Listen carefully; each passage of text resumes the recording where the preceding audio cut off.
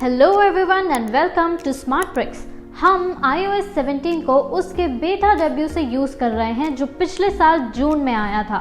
अब जब हमने iPhone 15 Pro लाइनअप पर सभी मेन नए फीचर्स ट्राई कर लिए हैं तो ये टाइम है कि हम आगे के बारे में सोचना शुरू करें।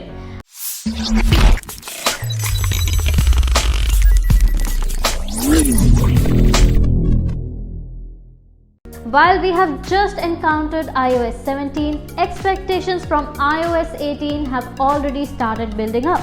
तो हमने फीचर्स की एक विश लिस्ट बनाई है जिसे हम iOS 18 में देखना चाहेंगे।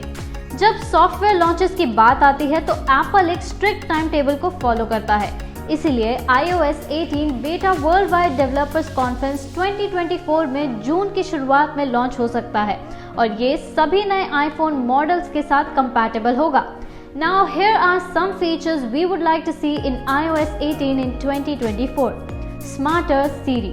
कुछ रिपोर्ट्स कहती हैं कि Siri की नई कैपेबिलिटीज में वॉइस बेस्ड कमांड्स के साथ यूजर्स को कॉम्प्लेक्स और मल्टी स्टेप टास्क ऑटोमेट करने में मदद मिलेगी।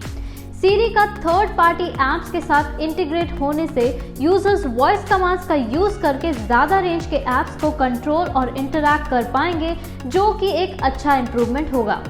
The control center needs a revamp. Apple Control Center सालों से एक जैसा ही दिख रहा है, बल्कि unrestricted. Users various toggles को move around या delete नहीं कर सकते हैं, जो कभी कभी annoying होता है। Users should be able to tweak whatever they like easily. Improved maps and navigation. Apple Maps के अपडेट होने से navigation का एक्सपीरियंस और भी immersive और डिटेल हो जाएगा। Maps इंटरफेस से better visuals that include 3D landmarks and improved road information will be useful. Selected locations के 360 डिग्री views और better transit directions जैसे features likeable होंगे। Wireless OS recovery। At present, iPhone Apple Watch या Apple TV को locate कर सकता है, लेकिन ये iPad या दूसरे iPhone को नहीं कर सकता है। iOS 18 को ये कैपेबिलिटी iPhone में लाना चाहिए, जहां ये दूसरे iPhone या iPad को रिवाइव कर सके if it dies. Improved Sleep app.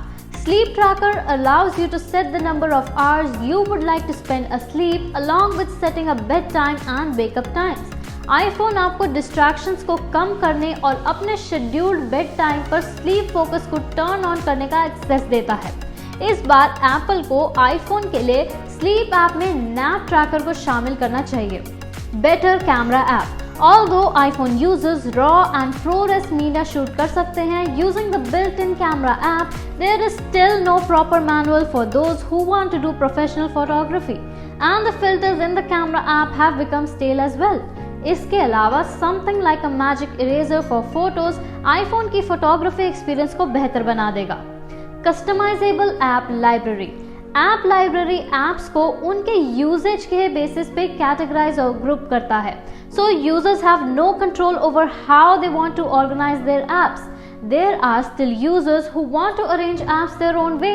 Apple making this possible would be a good change for sure.